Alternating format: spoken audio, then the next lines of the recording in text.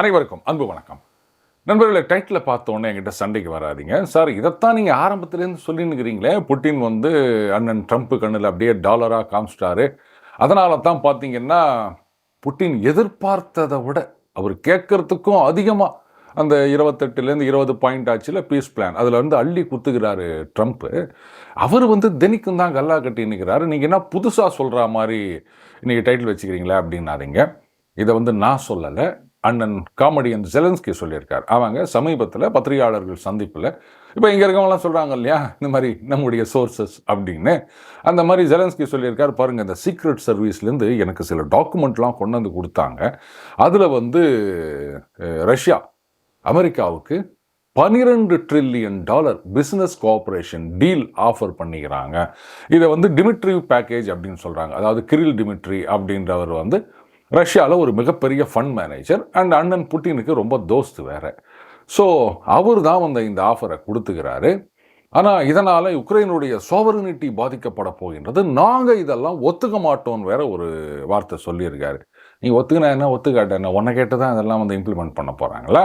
சரி, அது என்ன $12 trillion அப்படின்னா, முதல்ல $12 trillion இது பாருங்க, இந்த 1,76,000 கோடியே நமக்கு வந்து தலை சுற்றுற விஷயம். அதுவும் ட்ரில்லியன்னு சொன்னால் நமக்கு என்ன புரியும்? சிம்பிளாக சொல்லிட்டா, நம்ம இந்தியாவுடைய ஜிடிபியோட கிட்டத்தட்ட 3 மடங்கு, அதாவது இந்தியாவின் ஒரு வருட உற்பத்தியை விட 3 மடங்கு அதிகம் இந்த $12 trillion அப்படின்றது. இன்னும் சிம்பிளாக சொல்லணும்னா, அமெரிக்காவுடைய கடன், ஒட்டுமொத்த கடன் $38 trillion. அப்போது 12 trillion எப்படின்னு உங்களால் வந்து ஒரு மாதிரி கற்பனை பண்ண முடியுது இல்லையா? சரி, இது எதுலலாம் இந்த கோஆப்ரேஷன் அப்படின்னா, முதல்ல யூஷுவல் ரேர் எர்த் எலிமெண்ட்ஸ், இதுதான் இன்றைக்கி ஹாட் டாப்பிக்காக இருக்குது. இதை தேடி தான் உலக நாடுகளெல்லாம் அலைந்து கொண்டிருக்கின்றார்கள். அடுத்தது கேஸ், அடுத்தது அந்த revival of Nord Stream pipeline, இந்த மாதிரி நிறைய ப்ராஜெக்ட் சொல்கிறாங்க. இப்போ உங்களுக்கு ஒரு சந்தேகம் வந்திருக்கலாம், நார்த் ஸ்ட்ரீம் பைப்லைன் அப்படின்றது வந்து ரஷ்யாவிலேருந்து ஐரோப்பிய நாடுகளுக்கு அந்த கேஸ் அதை கொண்டு போவது. இப்போது யூரோப்பியன் யூனியன்லாம் சொல்லிட்டாங்க, 2027க்கு பிறகு நாங்கள் வந்து, அதாவது 27 ஸ்டார்டிங்லேருந்து நாங்கள் வந்து ரஷ்யா கிட்டேருந்து எதுவுமே ஒரு சொட்டு கூட வாங்க மாட்டோம் அப்படின்ட்டாங்க. இப்போ இந்த பைப்லைனை ரிவைவ் பண்ணுறதுனால இன்னும் இனிமேல் இதில் வந்து சைனாவுக்கு அனுப்ப போகிறாங்களா, இல்லை ஆப்பிரிக்காவுக்கு அனுப்ப போகிறாங்களா ரஷ்யாவிலேருந்து கேஸு? யூரோப்புக்கு தானே போகணும். அது அவங்க தான் 27லேருந்து வாங்க மாட்டேன்னு சொல்லிட்டாங்களே அப்படின்னா, இங்கே தான் இருக்குது ட்விஸ்ட்டு. நீங்கள் என்ன ஒன்றா சொல்லுங்கள், அண்ணன் ட்ரம்ப்பு நாளைக்கு கூப்பிட்டு நாளைக்கெல்லாம் இங்கே கேஸ் வாங்கிக்கோ அப்படின்னு சொன்னால் இவங்க மாட்டேன்னு சொல்லுவாங்களே. சரிங்க டேடி, நாங்கள் வாங்கிக்கிறோம் டேடி, இப்படித்தான் போய் நிற்குங்க இந்த மானங்கெட்ட ஜென்மங்க. முதுகெலும்பு இல்லை அதுங்களுக்கு, வேறு வழி கிடையாது. சரி சார், இது வந்து இரு நாடுகளுக்கு இடையேயான பிஸ்னஸ் கோஆப்ரேஷன். இப்போது யூரோப்பியன் யூனியன் கூட இந்தியாவோட ஒரு ஃப்ரீ ட்ரேட் அக்ரிமெண்ட் போடலையா? இப்போ வந்து அங்கே 2 நாடுகளும் அந்த பரஸ்பர வாணிகம் அப்படின் போது பல $1 trillion ஸ்கோப் இருக்குது அப்படின்னு சொல்கிறாங்க. இதை வந்து நீங்கள் எப்படி தப்புன்னு சொல்ல முடியும்? அண்ணன் ட்ரம்ப் இன்னும் எத்தனை நாளைக்கு பதவியில் இருக்க போகிறாரு? மிஞ்சி போனால் ஒரு 2.5 வருஷம், எதுனா 26, 27, 28 வரைக்கும் இருக்க போகிறாரு. அதுக்கப்புறம் என்ன சார் பண்ண முடியும் அப்படின்னு கேட்கலாம். அதாவது அரசியல்வாதிகள் தொழில் பண்ணாங்கன்னு சொன்னால், அப்போ அவங்க பதவியில் இருக்கும்போது எடுக்கின்ற டிசிஷன் எல்லாமே அவங்க தொழிலுக்கு சாதகமாக தான் இருக்கும் அப்படின்றத உலகம் முழுக்க நம்ம பார்த்துட்ருக்கோம். ஆனால் இங்கே தலைகீழாக இருக்குது. இவரே ஒரு தொழிலதிபர், இவர் தான் அரசியல்வாதியாக இப்போ 2வது தடவையாக பதவி வந்துக்கிறார். அப்போது இவருடைய டிசிஷன் எல்லாமே நம்ம குடும்பம், நம்ம பசங்க, பையன், மருமவன், நம்ம தொழில், இதுக்காகத்தானே முதல்ல இருக்கும். அண்ட் அமெரிக்காவை பொறுத்த வரைக்கும் நம்ம இங்கே வந்து நிறைய சொல்லிகிட்டு இருக்கோம் பாருங்கள், டெண்டரில் ஊழல், கான்ட்ராக்டில் ஊழல் அப்படின்னு சொல்லிட்டு இருக்கோம். அமெரிக்காவில் ஊழலே கிடையாதா? அங்கெல்லாம் மிகப்பெரிய அளவில், நம்மலாம் வந்து நினச்சி கூட பார்க்க முடியாத அளவில் இருக்கும். ஒரு ஜனாதிபதி அப்படின்னு சொன்னால் அவர் ஒரு டிசிஷன் எடுக்கிறார் அப்படின்னா முதல்ல இந்த லாபியிஸ்ட்னு சொல்லுவாங்க. அந்த டிசிஷனையே எப்படி எடுக்கணும் அப்படின்னு இன்ஃப்ளூயன்ஸ் பண்ணுறதுக்கு ஒரு குரூப் இருக்காங்க. இப்போது உதாரணத்துக்கு ஒரு இடத்துல வந்து ஷேல் கேஸ் இது எடுக்கிறோம் அப்படின்னு வச்சுக்கோங்களேன். அங்கே இருக்க மக்கள் வந்து எதிர்ப்பு தெரிவிக்கின்றார்கள். அப்போ என்ன பண்ணுவாங்க, அந்த நிறுவனங்கள்லாம் அந்த லாபியிஸ்ட் அவங்கள போய் என்கேஜ் பண்ணுவாங்க, கோடி கோடியாக கொட்டி கொடுப்பாங்க. அவங்க என்ன பண்ணுவாங்கன்னா, அந்த பகுதியில் இருக்க அந்த காங்கிரஸ்மேன், அதுக்கப்புறம் செனட்டர்ஸ், அவங்களெல்லாம் போய் பார்த்து, என்னங்க ஏதோ ஒன்றும் தெரியாது சில பேர் வந்து ஏதோ போராட்டம் பண்ணி நிற்கிறாங்க, நீங்களும் அதை பார்த்துட்டு சும்மா இருக்கீங்க. அவங்க சும்மா இருக்கிறதே காரணத்தோடு தான், ஏன்னா இவங்கெல்லாம் பொட்டியோடு வருவாங்க அப்படின்றது தெரியும். அதனால் நீங்கள் என்ன பண்ணுங்க, இங்கே வந்து அந்த ஷேல் கேஸ் எடுக்க ஆரம்பித்தோன்னு சொன்னால் எவ்வளோ கம்பெனி இங்கே வந்து இண்டஸ்ட்ரி ஓப்பன் பண்ணுவாங்க தெரியுமா? எத்தனை ஆயிரக்கணக்கான பேர் வேலை கிடைக்கும் தெரியுமா? அப்படியே இந்த பக்கத்தில் இருக்க ஜனங்களுடைய வாழ்க்கை தரம் அப்படின்றது அப்படியே குப்புன்னு மேலே போயிட போகுது. இதெல்லாம் நீங்கள் தாங்க எடுத்து சொல்லணும். அப்படியே மேலே இந்த காங்கிரஸில் செனட்டில் இதுக்கேற்ற மாதிரி சட்டம்லாம் கொண்டு வந்து அப்படியே பிரசிடென்ட்டுக்கிட்ட பேசி நீங்கள் இதெல்லாம் செஞ்சு முடிச்சிங்கன்னா நாங்கள் உங்களை கவனிச்சிக்கிறோம் அப்படின்வாங்க. அதுக்கப்புறம் பொட்டியெல்லாம் கை மாறும். அதுக்கேற்ற மாதிரி அந்த இண்டஸ்ட்ரியோடைய நலனை காப்பதற்காக இவங்க உடனே அந்த சட்டங்களை எல்லாம் கொண்டு வருவாங்க. அதே மாதிரி தான் வந்து அரசியல்வாதிகள் அப்படின்னும் போது ரிட்டையர் ஆன பிறகு இந்த காங்கிரஸ்மேன் செனட்டர் அவங்கெல்லாம் வந்து லாங் ஸ்டாண்டிங்காக இருப்பாங்க. இந்த ஜனாதிபதி இவங்கெல்லாம் ரிட்டையர் ஆகிட்டு என்ன பண்ணுறாங்க அப்படின்னா, நீங்கள் நிறைய பார்க்கலாம். அந்த ஃபண்ட் மேனேஜராக இருப்பாங்க, இல்லை ஏதாவது ஒரு இண்டஸ்ட்ரியில் வந்து சிஇஓ அந்த மாதிரி இருப்பாங்க. கபால்னு மறுபடியும் இங்கே பார்த்தீங்கன்னா செக்ரட்டரி ஆஃப் ஸ்டேட் வாங்க, செக்ரட்டரி ஆஃப் ட்ரெஷரி அப்படின்வாங்க, இப்படி வருவாங்க. அந்த டைம் முடிச்ச பிறகு மறுபடியும் கம்பெனியில் போய் வேலை செய்வாங்க. எத்தனை வருஷம் ஆனாலும். நம்ம ஊரில் வந்து அரசியலே ஒரு பெரிய தொழிலாக போயிடுச்சு. அதனால் கடைசி வரைக்கும் அரசியல்வாதியாகத்தான் நாம் இருக்கின்றோம். அங்கே அப்படி கிடையாது. ஸோ ஏற்கனவே இண்டஸ்ட்ரியிலேருந்து இங்கே வருவாங்க. அப்போ அவங்களுக்கு அந்த நெளிவு சுழிவெல்லாம் தெரியும். என்னென்னலாம் பண்ணால் நம்ம ஆளுங்களுக்கு சாதகமாக இருக்கும் அப்படின்னு முடிவெடுப்பாங்க. இதே தான் இங்கே முழுக்க முழுக்க நடக்கின்றது. அதனால் அண்ணன் ட்ரம்ப் இருக்கும்போது இந்த மாதிரி ஒரு டீல் ஓகே ஆச்சு அப்படின்னு சொன்னால் அதில் மிகப்பெரிய பயனடைய போவது யாருன்னா அவருடைய அந்த ட்ரம்ப் நிறுவனமாக இருக்கும். அதுக்கப்புறம் அவருடைய பொண்ணு, அதுக்கப்புறம் அவருடைய மருமவன், இவங்கள்லாம் ஆளாளுக்கு தொழில் பண்ணுறாங்க. அதை வந்து தப்புன்னு சொல்ல முடியுமா? இப்படி தான் கேட்பாங்க. ஸோ இந்த நேரத்தில் ஜெலன்ஸ்கி இதை சொல்ல வேண்டிய அவசியம் என்ன? ஏன்னா ட்ரம்ப்புடைய தயவு இல்லாமல் இவரால் சர்வைவ் ஆக முடியாது. இது வந்து கிட்டத்தட்ட ஒரு குற்றச்சாட்டு மாதிரி தான். புரியுதுங்களா? ஏன் இந்த மாதிரி சொன்னார்னா, நல்லா யோசிச்சு பாருங்க. இந்த பிப்ரவரி 24 வந்ததுன்னா 4 வருஷம் அப்போது உக்ரைன் வார் ஸ்டார்ட் ஆகி ட்ரம்ப் பதவிக்கு வந்த உடனே இந்த யுத்தத்தை நிறுத்தணும் அப்படின்னு ரொம்ப சின்சியராக ட்ரை பண்ணார். அவரை யாரும் குறை சொல்ல முடியாது. ஆனால் அந்த யூரோப்பியன் யூனியன், யூகே இவங்கெல்லாம் சேர்ந்து தான் வந்து அதை கலாச்சி விட்டாங்க. இவர் ஒவ்வொரு தடவையும் ஏதாவது ஒரு ஸ்டெப் எடுக்கும்போது அவங்க உட்காந்தீங்கன்னா அப்படி இல்லை இப்படி இல்லை அப்படின்னு போட்டு குழப்பி சொதப்பி இன்னைக்கு உக்ரைனை பற்றி யாராவது பேசுகிறாங்களா? புட்டின் பாட்டுக்கு அடி அடின்னு அடித்து நவுத்தி நிற்கிறாரு. உக்ரைனில் வந்து பெரும்பாலான அந்த மின் உற்பத்தி நிலையங்கள் எல்லாத்தையும் ஒழிச்சு கட்டி விட்டாரு. ஜனங்கள்லாம் இந்த விண்டரில் ஃப்ரீஸ் ஆகினுக்கிறாங்க. ஜெலன்ஸ்கிக்கு கவலை இல்லை. அவர் ரொம்ப சேஃபாக குஷால் ஆகிறாரு. முதல்ல உக்ரைனில் இருக்காரான்னு தெரியாது. ஏன்னா கிரீன் மேட் போட்டு தானே ஒரு வீடியோ ரிலீஸ் பண்ணிட்டு இருக்காரு. யூரோப்பியன் யூனியனில் யாராவது இதை பற்றி பேசுகிறாங்களா? ஏதோ 28 பாயிண்ட் பிளான், பீஸ் பிளான்னு சொன்னாங்க. அதுக்கப்புறம் அதை 20 பாயிண்ட் ஆக்கினாங்க. மறுபடியும் என்னென்னவோ கொண்டு வந்தாங்க. அதோ பேசுகிறாங்க அப்படின்னு சொன்னாங்க. சமீபத்தில் கூட அபுதாபியில் வந்து பேச்சுவார்த்தை நடந்தது. ஆனால் இன்கன்க்ளூசிவ். அது வந்து யாரும் எதுவும் முழு மனசாக ஒத்துக்கிறதா தெரியல. இதனோட கிரீன்லேண்ட்னு ஒரு பிரச்சனையை கொண்டு வந்தார் ட்ரம்ப். அவ்வளோதான், முடிஞ்சு போச்சு. இங்கே இந்த நாய்கள்லாம் தின்னுக்கினே இருக்கும். அங்கே திடீர்னு ஏதோ தொப்புன்னு ஒரு இலை உழற சத்தம் கேட்ட உடனே இங்கே இருக்கா இல்லையா அதெல்லாம் தெரியாது. புச்சா ஒரு இலை ஊந்துதுன்னொடனே அங்கே ஓடும் பாருங்க. அந்த மாதிரி யூரோப்பியன் யூனியனில் என்ன இந்த மாதிரி சொல்கிறேன் அப்படின்னு யோசிக்காதீங்க. இவங்க பண்ணுறது இந்த அசிங்கமாக தான் இருக்குது. நேராக கிரீன்லாண்டுக்கு போயிட்டாங்க. உக்ரைனை சுத்தமாக மறந்துட்டாங்க. இப்போ எல்லாரும் ஈரான் மேலே கான்சன்ட்ரேட் பண்ணிருக்கிறாங்க. அண்ணன் என்ன பண்ண போகிறாருன்னு. அங்கே ஜனங்க செத்துனுக்கிறாங்க. எத்தனை நாள் தான் வந்து இந்த சண்டை அப்படியே நடந்துட்டுருக்கோம். யாரும் இதை பற்றி இப்போ பேசுகிறதே கிடையாது. இதில் வேற சொல்லியிருக்காங்க இந்த சம்மருக்குள்ளே அந்த அமைதி ஒப்பந்தம் கையெழுத்தாயிடும்னு. இது இந்த காலேஜில் அட்மிஷன் போது அமெரிக்காவில் சொல்லுவாங்க இந்த மாதிரி இந்த fall admission, summer admission, something like that அந்த மாதிரி வரும். இவரும் சொல்லியிருக்காங்க அதை வின்டரில் சைன் ஆயிரும்னாங்க, அதை கிறிஸ்மஸுக்குள்ளே சைன் ஆயிரும்னாங்க. நாம் கூட பொங்கலுக்குள்ளேயாவது சைன் ஆகுமா அப்படின்னு பார்த்தோம். இப்போ என்னடானா சம்மரில் சைன் ஆகும் அப்படின்னு சொல்லி நிற்கிறாங்க. இந்த சம்மர் போயாச்சுன்னா நம்ம பசங்க மாதிரி தான். மார்ச் விட்டா செப்டம்பர் விட்டா மார்ச், அட்டெம்ப்ட் எழுதினே இருப்போம், அரியர்ஸு அப்படின்ற மாதிரி தான் இருக்குது இது. இப்போது ஜெலன்ஸ்கி சொல்லியிருக்கிறது வந்து ஒரு பயங்கரமான குற்றச்சாட்டு. இது ட்ரம்ப் எப்படி எடுத்துப்பார் அப்படின்னு ஒரு யோசிக்க வேணாமா அப்படின்னா, ஜெலன்ஸ்கிக்கு புரிஞ்சு போச்சு. நம்மளை யாரும் மதிக்கிறதா இல்லை, கைட்டி விட்டுட்டாங்க, இவங்களா டீல் போட்டுனுக்குறாங்க. ஏற்கனவே ட்ரம்ப் சொல்லிட்டார், இதுவரை இந்த டான்பாஸ் ரீஜன் அது ஃபுல்லாக அப்படியே ரஷ்யா கொடுத்துரு, நீ எதையும் கேட்கக்கூடாது, ஏற்கனவே நீ பிடிச்சி வச்சிருந்தாலும் அப்படியே நீ பின்னாடி வந்துரு தம்பி, எல்லாம் அவங்க எடுத்துக்கிட்டோம் அப்படின்ட்டாரு. இதுக்கு மேலே என்ன சாவரனிட்டி கிடக்குது அங்கே? ரஷ்யாவுக்கும் உக்ரைனுக்கும் சண்டை.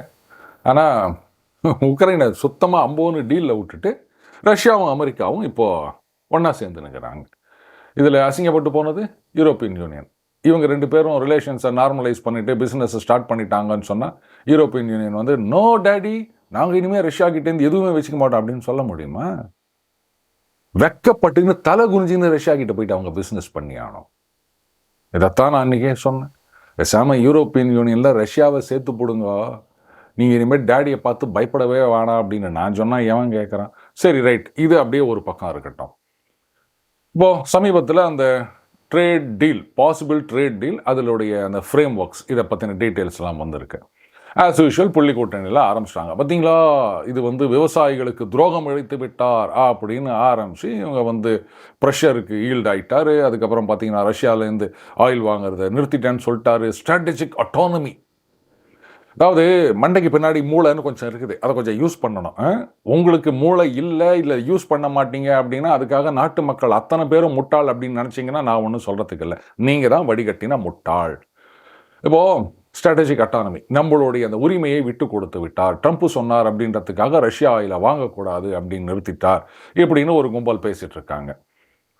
இல்லைங்க நிறுத்தலை அப்படின்னு சொன்னால் கரெக்டுங்க, ட்ரம்ப் தான் சொல்லிக்கிறாருல, நீங்கள் வந்து ரஷ்யா கிட்டேருந்து ஆயில் வாங்கினீங்கன்னா இன்னொரு 25%, ஸோ மொத்தமாக 50% பழைய மாதிரி போடுவேன்னு சொல்லிக்கிறாரு, அப்போ நீங்கள் வந்து மெர்சல் ஆகிட்டீங்க அப்படின்னு. இப்போ ட்ரம்ப் சொல்லியிருக்காரு ஆயில் வாங்கினா இந்த மாதிரி வந்து 50% அப்படின்னு. அதை நம்ம ஏற்றுக்கலை, ஏன்னா இது வரைக்கும் டீல் அப்படின்றது சைன் ஆகலை, ஜஸ்ட் அ ஃப்ரேம் ஒர்க். இதோ இப்படி நம்ம அடுத்த ஸ்டெப்புக்கு போகலாம் அப்படின்னு. இப்போது இதே ட்ரம்ப்பு தான் அதுக்கப்புறம் அவருடைய அந்த செக்ரட்டரி ஆஃப் ஸ்டேட்டு இவங்கெல்லாம் சொன்னாங்க ஒரு சில மாதங்களுக்கு முன்னாடி, இந்த மாதிரி இந்தியா வந்து ரஷ்யா கிட்டேருந்து ஆயில் வாங்குறத சுத்தமாக நிறுத்திட்டாங்க அப்படின்னு சொன்னாங்க ஒரு சில மாதங்களுக்கு முன்னாடி. அப்போது இப்போ வந்து சொல்கிறாங்க ஆயிலை இனிமே வாங்கக்கூடாது அப்படின்னு. அப்போ இத்தனை நாளாக நம்ம வாங்கிக்கிறோம் தானே அர்த்தம். அப்போ அந்த ட்ரம்ப் வாயிலேருந்து வந்தது புழுகு, டுபாக்கூர் அந்த ஆள், அவருடைய செக்ரட்டரி ஆஃப் ஸ்டேட்டோ இல்லை செக்ரட்டரி ஆஃப் ட்ரெஷரியோ அவங்க சொன்னதெல்லாம் டுபாக்கூர் அப்படின்னு இங்கே இருக்க யாராவது ஒத்துப்பீங்களா? எப்படிங்க ஒரு சில மாதத்துக்கு முன்னாடியே வந்து இந்தியா நிறுத்திச்சின்னு சொன்னவனுங்க இப்போ வந்தான்றாங்க நீ வாங்கக்கூடாது இனிமே அப்படின்றானுங்க. அப்போ அன்னைக்கு சொன்னது பொய்ன்றது சரி விடுங்க, இந்த பொய்யே பேசிகிட்டு இருக்கவங்களுக்கு இதெல்லாம் புரியாது. கொஞ்சமாவது மூளை வேலை செஞ்சால் தான் அதெல்லாம் புரியும். நாம் அதை புரிஞ்சுக்கணும். நம்பர் 1. சரி, இன்றைக்கி வந்து அமெரிக்கா இந்த மாதிரி கண்டிஷன் போட்டுக்கிறாங்க, ஸ்ட்ராட்டஜிக் அட்டானமி போயிடுச்சு அப்படின்னு சொன்னீங்கன்னா 22 பிப்ரவரியில் அந்த சண்டை ஆரம்பிக்குது. அதுக்கப்புறமா தான் நம்ம ஆயில் வாங்குறத அதிகரிக்க ஆரம்பித்தோம். அப்போ இந்த 4 வருஷமாக ஸ்ட்ராட்டஜிக் அட்டானமியை மெயின்டைன் பண்ணியிருந்தோம் அப்படின்னு ஒத்துப்பாங்களா இந்த விளக்கெண்ணெய்ங்க? 24 பிப்ரவரி 2022 இதுக்கு முன்னாடி ரஷ்யா கிட்டேருந்து நம்ம ஆயில் வாங்கிட்டு இருந்தோம். ஆனால் நம்ம ஒட்டுமொத்த இறக்குமதியில் ரஷ்யன் ஆயிலோடைய ஷேர் அப்படின்றது 6-7% மட்டும்தான். அதுக்கப்புறம் நம்ம அங்கே டிஸ்கவுண்ட் கொடுக்குறாங்க அப்படின்னு ஆயில் வாங்க ஆரம்பித்த பிறகு ஒரு 35%க்கு மேலே போச்சு ரஷ்யன் ஆயிலோடைய ஷேர். இப்போ பார்த்தீங்கன்னா சில தனியார் நிறுவனங்கள் அவங்க அதை குறைச்சிட்டாங்க அப்படின்றதுனால கவர்மெண்ட் ஏஜென்சிஸ் வாங்கிட்டு தான் இருக்காங்க. இது வந்து ஒரு 17-22% அப்படி ஃப்ளக்சுவேட் ஆகிட்டே இருக்குது. நாம் வந்து மொத்தமாக இறக்குமதி செய்வது. இப்போது இந்த ரஷ்யா உக்ரைன் அந்த சண்டை நிறுந்து விடுகிறது அப்படின்னு வச்சுக்கோங்களேன். புட்டினுடைய முதல் கண்டிஷனு இந்த சாங்ஷன்ஸ் எல்லாம் வந்து வித்ட்ரா பண்ணணும் அப்படின்னு. ஏன்னா சண்டையை நிறுத்தின பிறகு நீங்கள் வந்து தடைன்னு சொல்லியிருந்தீங்கன்னா அதெல்லாம் ஒத்துக்க முடியாது. இது வந்து சரியான கண்டிஷன் தான், தப்புன்னு சொல்ல முடியாது.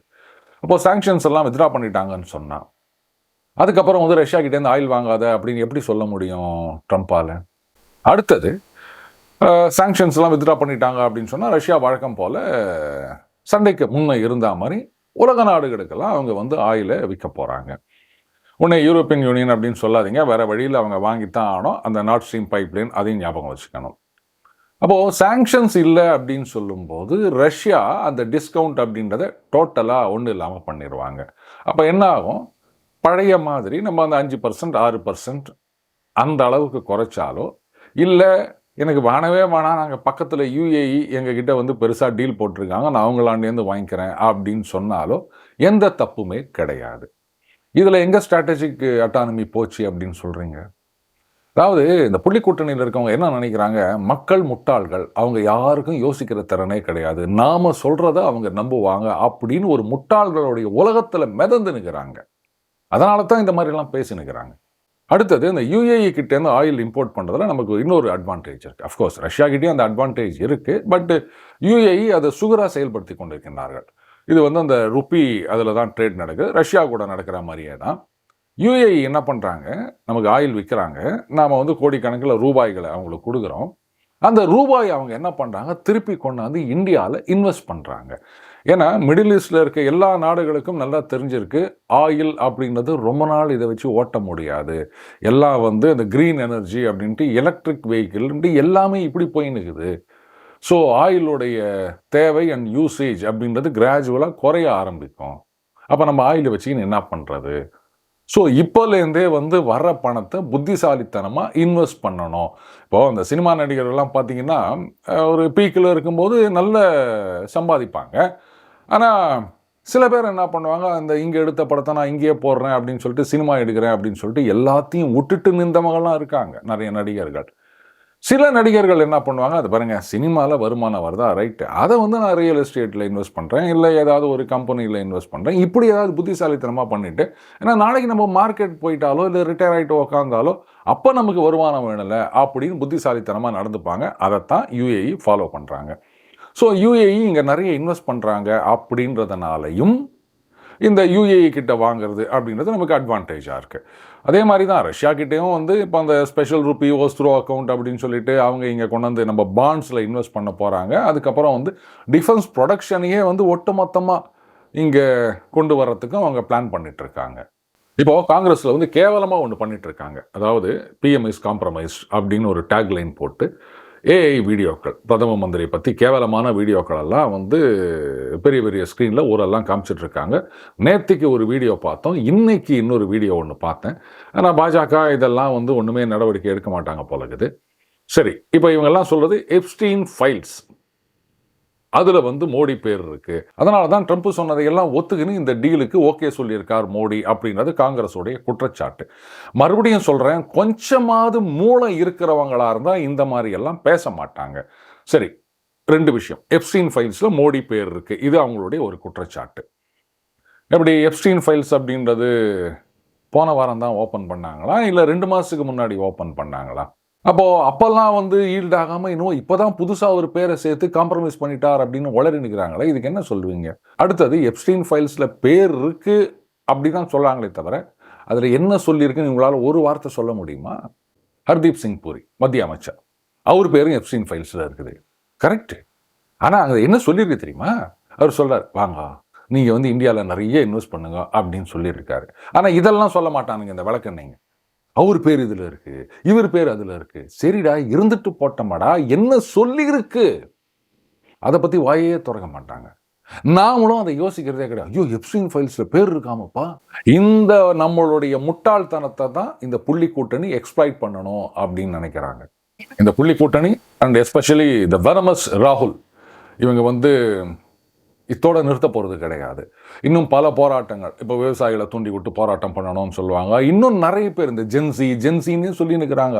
இவங்களெல்லாம் எதுவும் பண்ண முடியாது, அட்லீஸ்ட் இவங்களை தூண்டி விட்டு ஒரு காலகட்டத்தில் வந்து மாணவர்களை தூண்டி விட்டு போராட்டம்னு பண்ணி அதனால் அரசியல் ஆதாயத்துக்காக பதவிக்கு வந்தாங்க பாருங்க, அந்த மாதிரி ட்ரை பண்ணி நிற்கிறார் ராகுல் காந்தி.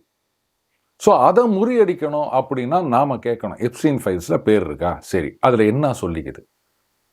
அவர் என்ன தப்பு பண்ணார் எனக்கு சொல்லு. அதை தான் எல்லாத்தையும் ரிலீஸ் பண்ணிட்டாங்கல்ல ஃபைல்ஸில், அதில் என்ன பண்ணார்னு எடுத்து காமி அப்படின்னு ஒரே ஒரு வார்த்தை கேளுங்க. ஏன்னா இன்றைக்கி போகிறவன் வரலாம் சொல்லுவாங்க, எப்ஸ்டீன் ஃபைல்ஸில் ஒரு பேர் இருக்குதாமே அப்படின்னு. சரிடா, அதில் என்ன சொல்லிக்குது எனக்கு காமின்னு கேளுங்க. ஒரு பயிலும் வாயை திறக்க மாட்டாங்க, ஏன்னா ஒருத்தனுக்கும் தெரியாது. வடிகட்டின முட்டா பயிலுவன் அங்கே மேலே ஒருத்தன் சொன்னான்னா அதை அப்படியே கேட்டுக்கின்னு அந்த மேன்னு கத்தின்னு போகும் பாருங்கள், செம்மறி ஆட்டுக்கூட்டம். அந்த மாதிரி ஆட்டுக்கூட்டம் தான் இன்றைக்கி அங்கே இருக்குது. நாமளும் அந்த மாதிரி ஆட்டுக்கூட்டமாக மாறக்கூடாது. எவனா சொன்னானா கேளுங்க, கொண்டா என்ன டாக்குமெண்ட் இருக்குது, அதுதான் பப்ளிக்கில் தானே இருக்குது, எடுத்துகிட்டு வா அப்படின்னு கேளுங்க, தலை தெறிக்க ஓடி போடுவானுங்க. நான் எதுக்கு சார் இதெல்லாம் கேட்கணும் அப்படின்றீங்களா? கரெக்டு. இப்படி கேட்குறேன் அப்படின்னு வச்சுக்கோங்களேன், ராகுல் காந்தி மாதிரியான ஒரு ஆள் பிரதம மந்திரியாக வந்து உட்காருவார், சீனாவுக்கு நாட்டை வித்துட்டு போயிடுவார். அதுக்கப்புறம் நம்மளாம் வந்து சைனீஸ் ஆல்ஃபபெட் கற்றுக்கணும், அதில் ஆயிரக்கணக்கான ஆல்ஃபபெட் இருக்கான். ஹிந்தி கற்றுக்கிறதுக்கே நமக்கு முடியல, சைனீஸ் கற்றுக்கணும்னா என்ன ஆகும் அப்படின்றத யோசிச்சு பாருங்கள். அதுக்காகவாது நாம் இந்த கேள்வியை கேட்கணும் நண்பர்களே. மீண்டும் அடுத்த ஒரு சந்திப்போம். வணக்கம்.